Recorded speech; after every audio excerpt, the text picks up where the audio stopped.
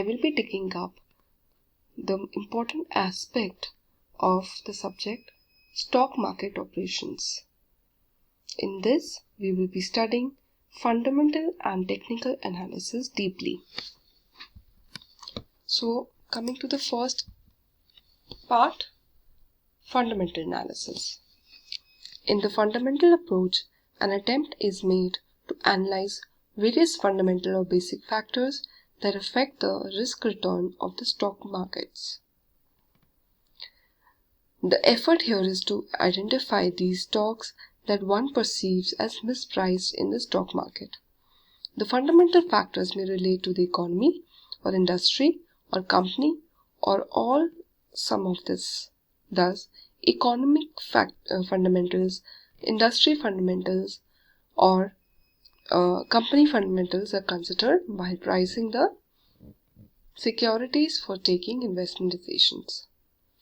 There are a multitude of factors affecting companies' profitability, which can be broadly classified as: first, economy-wide factors.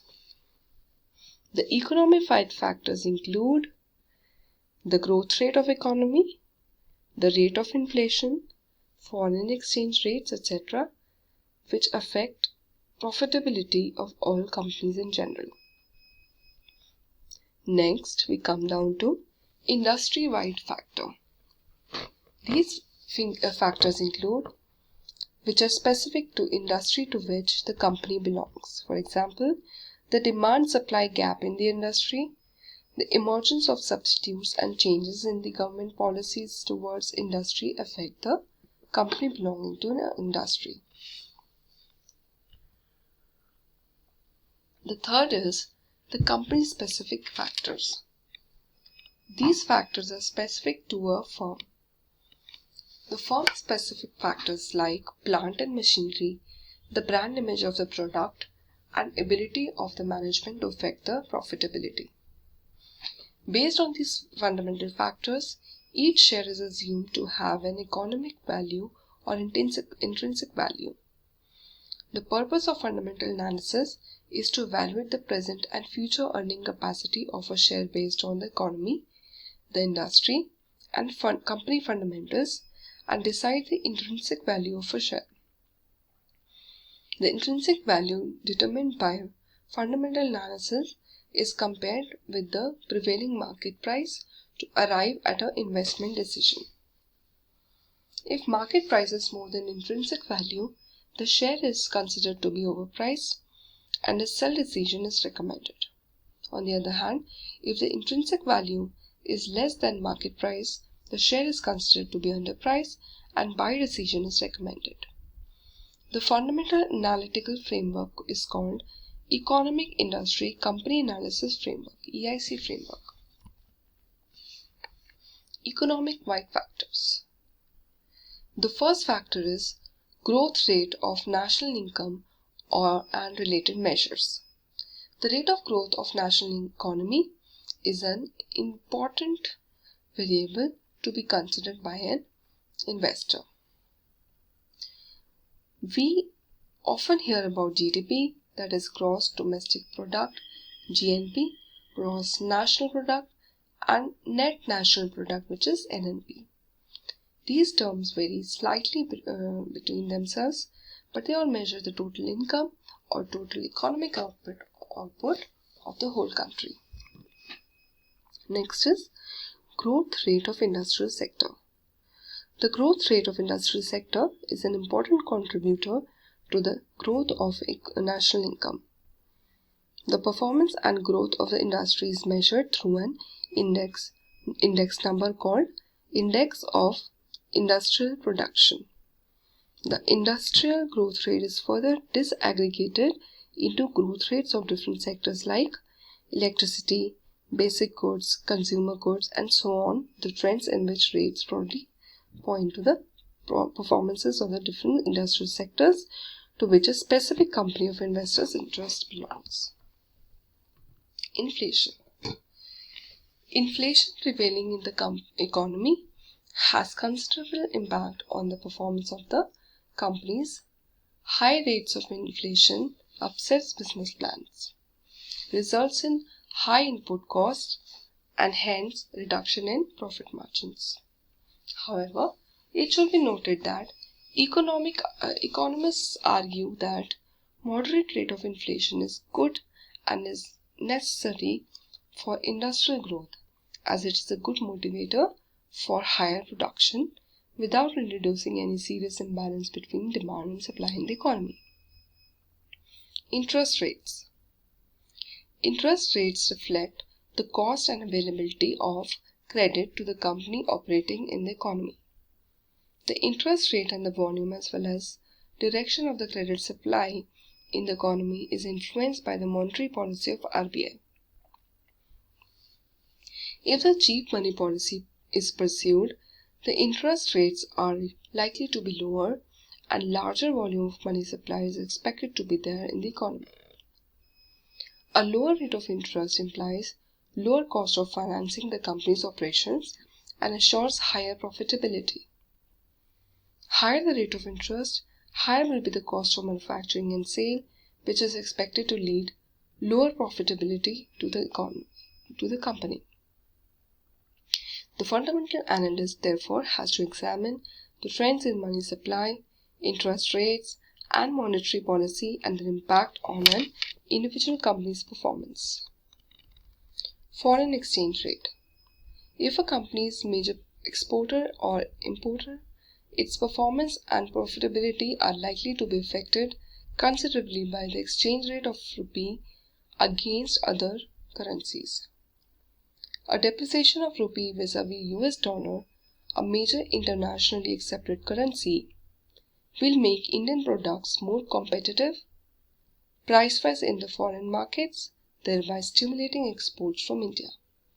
However, it will make imports more expensive, and a company which depends heavily on imports might find the devaluation of rupee has affected all its profitability adversely. Government budget. The deficit is essentially the excess of government spending on revenues. The government spending generates substantial demand for goods and services provided by such industries. For example, if the government makes a large allocation in its budget for malaria eradication and control program, then prospects of industries engaged in manufacturing of malathion, a chemical used for mosquitoes control, would improve. The prospect or cement industry is influenced by the government expenditure on construction of bridges, dams, and similar infrastructure projects. The government expenditure is also a great stimulant of the economy by creating employment and generating effective demand. Savings and investments. The capital market is the channel through which the savings of household are made available to corporate for investment. Therefore, the trends in savings and investment are significant in studying their impact on capital market. A rising trend in investment points to the fact that the economy is on upswings with additional employment and income generation. Under such stimulation, the share prices are likely to go up, particularly due to demand for this type of financial assets. Further, part of this rising saving of the people will find their way to the stock investment, creating demand for stock, which will push the share prices up. Moreover, the pattern of distribution of savings over the various assets like bank deposits, bullion, stocks, etc. will give an idea of relative preference of the investor to various types of assets. Infrastructure. The availability of infrastructure facilities like power, transportation, and communication systems affect the performance of the company. Inadequate and inefficient infrastructure leads to a lower productivity, wastage, delays, and higher cost of production. An investor should therefore assess the status of infrastructure facilities available in the economy and their impact on a company. Further, the likely trends in infrastructure department having bearing on a specific company industry must be identified and its impact evaluated. Economics and political stability. A stable political environment is necessary for steady and balanced growth. The stable but long-term economic policies are needed for industrial growth. Such stable policies can be maintained only when a stable political system exists and economic and political factors are well linked. A stable government will have a clear-cut long-term economic policies which will be conducive to good performance of the economy and industry. An investment analyst cannot afford to lose sight of this crucial factor and its impact on investment decision. Monsoon. Indian economy is essentially an agrarian economy. The agriculture accounts for 65% of occupation and 32% of GDP of the country. Agriculture has strong forward and backward linkages to industries like fertilizer, cotton textiles, sugar, and vanaspati and pesticides. Their performance depends heavily on agricultural performance, which in turn depends, among other things, on monsoon. Moreover, the improved performance of agriculture results in appreciable demand for goods and services by it. The research studies have pointed out that 55% to 60% of demand for most consumed goods come from rural sector. Thus, the assessment of prospects of monsoon is attached with significant tag by an investor in stocks. Economic forecasting. Economic analysis is the first step in fundamental analysis, and it starts with an analysis of historical performance of the economy. But investment in future-oriented activity, the investor is more interested in expected future performance of the economy and its various segments. For this purpose, forecasting the future direction of the economy and economic forecasting is generally carried out for shorter period up to 1 year, or medium term 1 to 3 periods, or for long term 3 to 5 years. But an investor is more concerned about short-term economic forecasts for a period ranging from a quarter to 1 year. Some of the techniques of such economic forecasting are anticipatory survey, barometric of leading indicator approach, economic model building, or sectoral.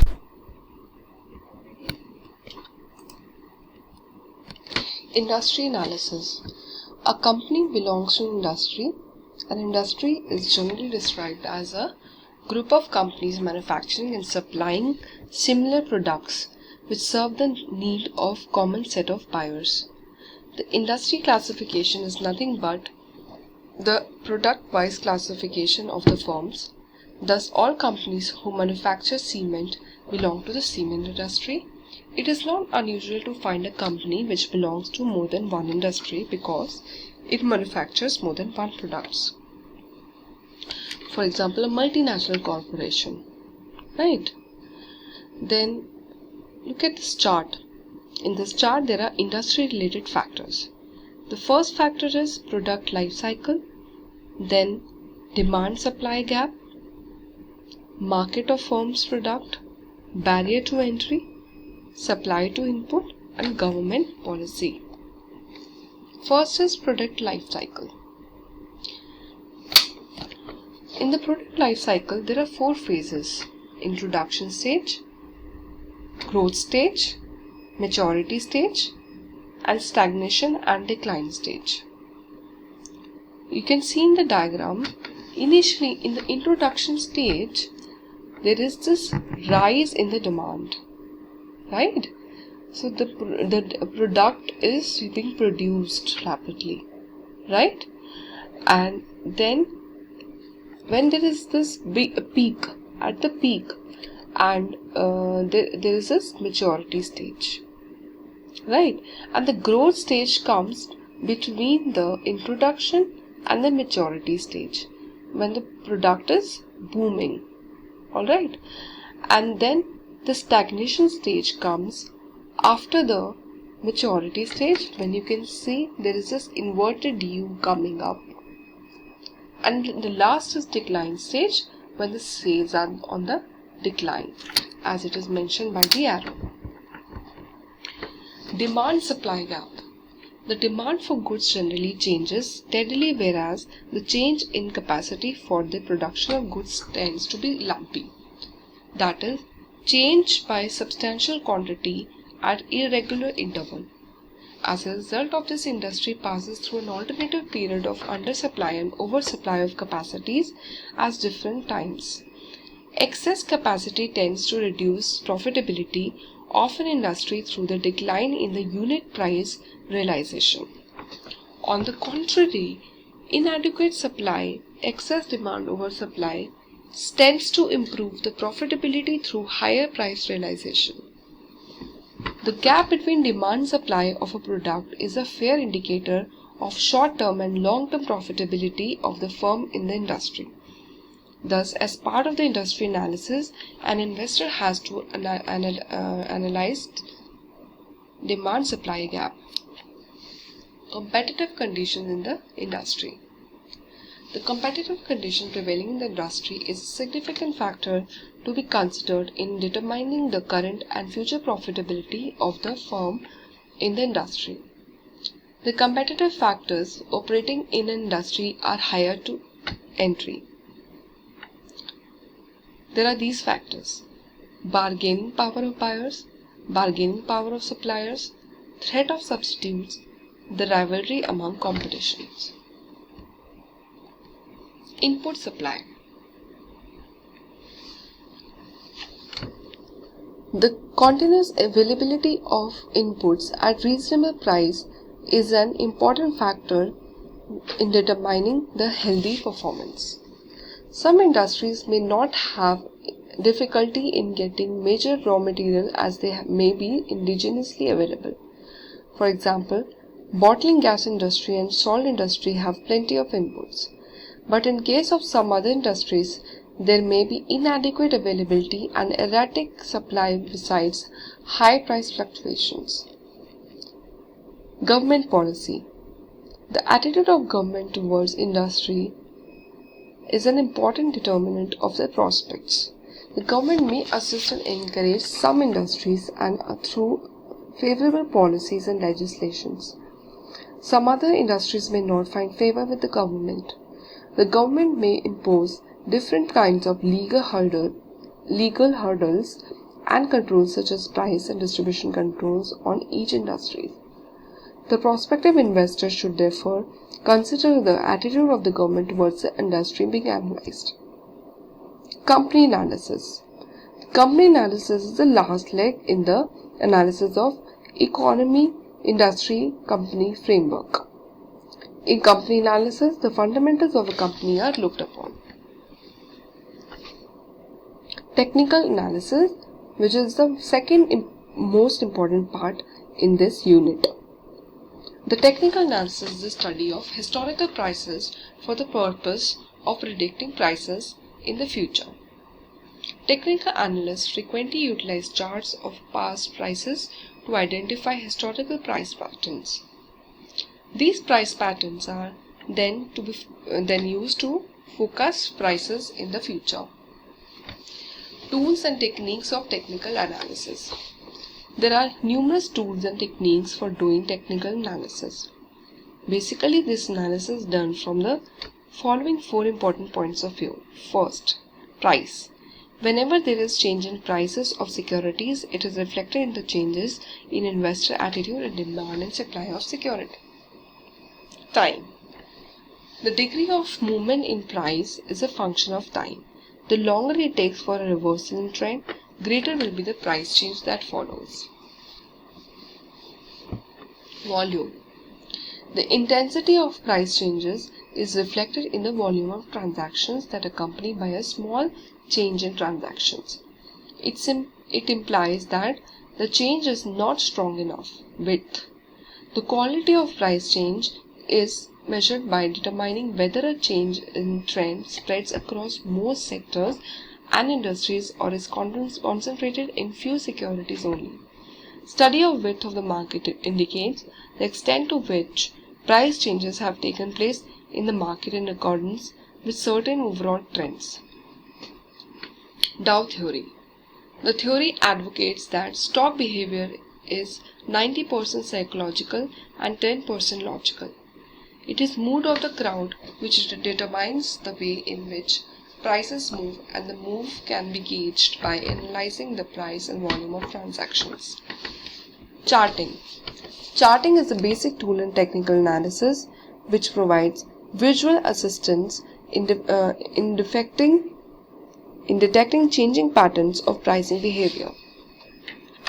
The technical analysis is sometimes called chartist because of the importance of this tool.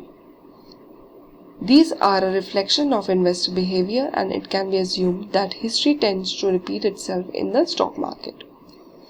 A certain pattern of activity that in the past produced certain results is likely to give rise to same outcome should it appear in the future. Various types of charts are: first, line chart. It is the simplest form of chart.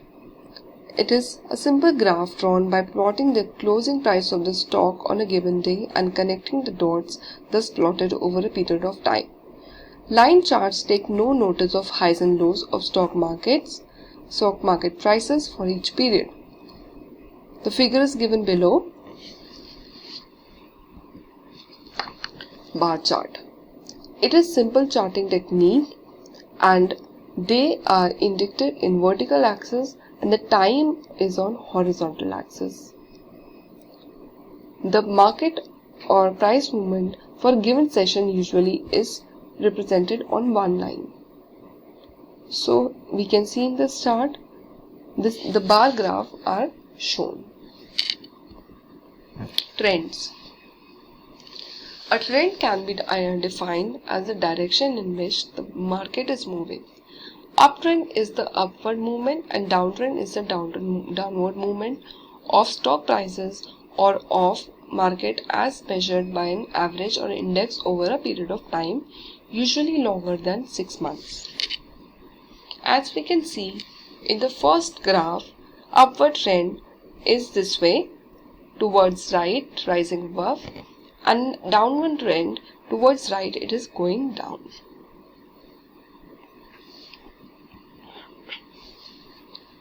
Moving average analysis. A moving average is a smooth presentation of underlying historical data. It is a summary measure of price movement which reduces the distortions to a minimum by evening out the fluctuations in share prices. The underlying trend in prices is clearly disclosed when moving averages are used. Advanced decline theory. The advanced decline theory takes into consideration the total number of securities traded, called the width of the market. The greater the number of securities traded compared to the number of securities listed, greater will be the width of the market. New highs and new lows. A supplementary measure to the width of the market is the high-low differential or index. A rising market is accompanied by a healthy number of new highs. A graph of new highs can be plotted to be read along with the market index. If net new highs trace a series of declining peaks while the index continues to rise, a reversal is imminent. Simply, a graph of net new lows can be expected to signal the end of a bear market when it does not confirm the new trough reached by the market index. This is because a declining number of stocks reaching new lows implies that large number of stocks resisted the downtrend in the market index, thus signifies the end of bear market. Short selling theory. Short selling refers to selling shares that are not owned. Investors sell short when they expect the market price of a stock to decline. They hope to purchase the security at a later date below the selling price and reap a profit. The short sellers eventually cover their position, resulting in an increase in the potential demand for the security. Reversal effect. Reversal effect is a tendency for a poorly performing stocks of one time period that is a week or a month, to perform well in the subsequent time period and vice versa. This effect can be used by the investors in planning their investment strategy of maximizing their return. The strategy should be to buy stocks that have recently done poorly and sell shares that have done very well. Relative strength. The empirical evidence shows that certain securities perform better than other securities in the given market environment, and this behavior remains constant over time. Relative strength is the technical name given to such securities by the technical analysis because these securities have stability and are able to withstand both the depression and peak periods. Investors should invest in such securities because these have constant strength in the market.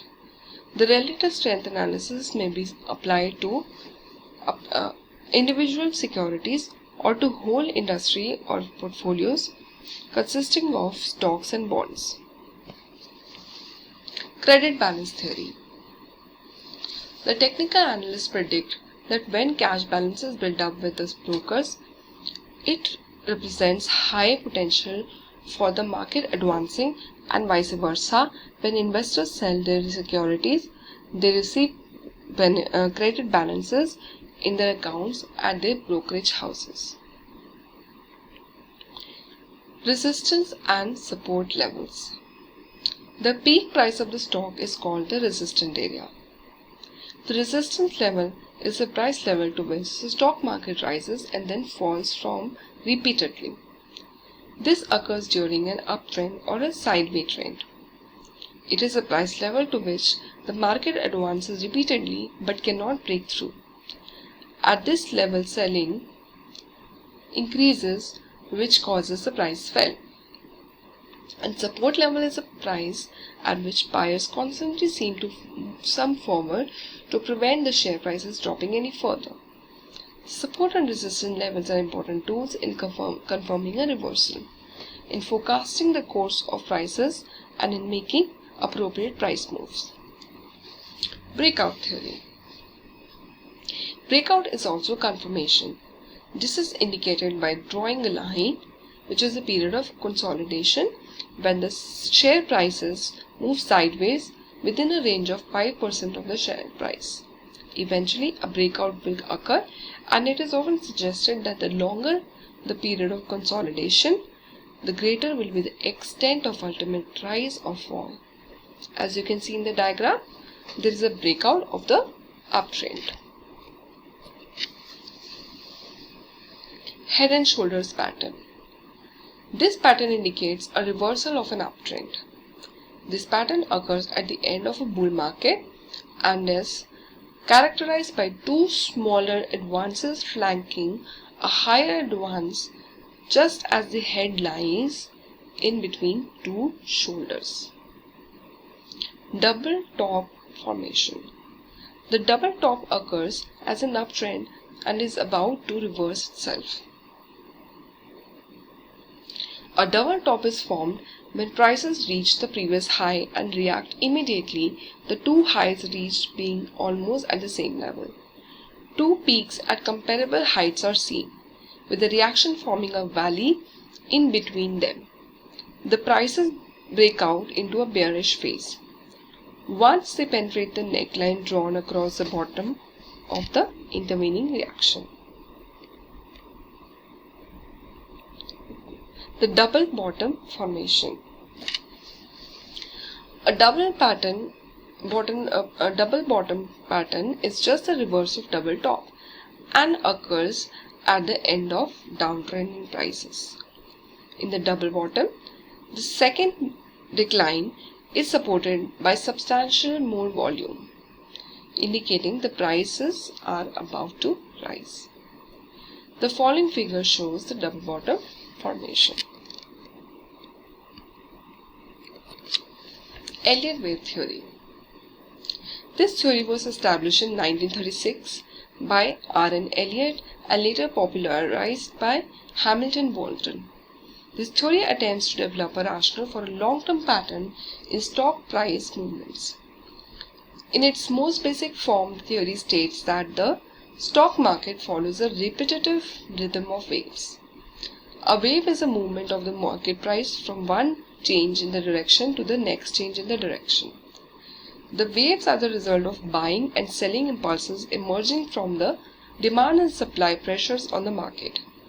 If the demand exceeds the supply, there is a pressure of overbought position in the market leading to rising trend in the prices.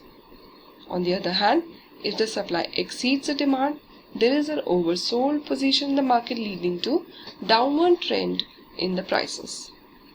Depending on the pressure of the oversold and overbought position, the waves are generated in the prices.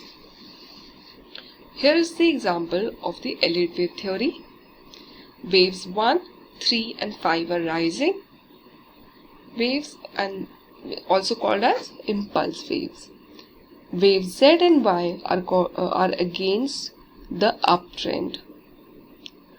Waves 2 and 3 correct waves 1 and 3 and are also called as corrective waves. After the 5 waves numbered once has been completed, a 3-wave correction binge is identified by the A, B and C.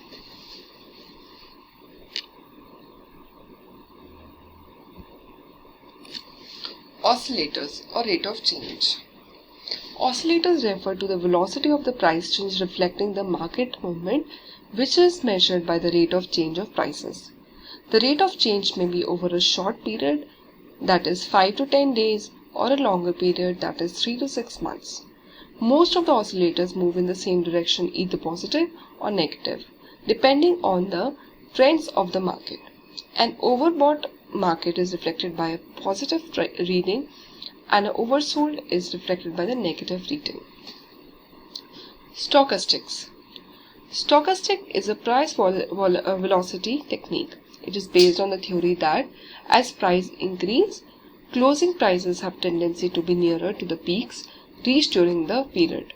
Similarly, when prices fell, closing prices have tendency to be nearer to the troughs reached during that period. So students, we have come to the end of this unit as well. Thank you very much for patient listening.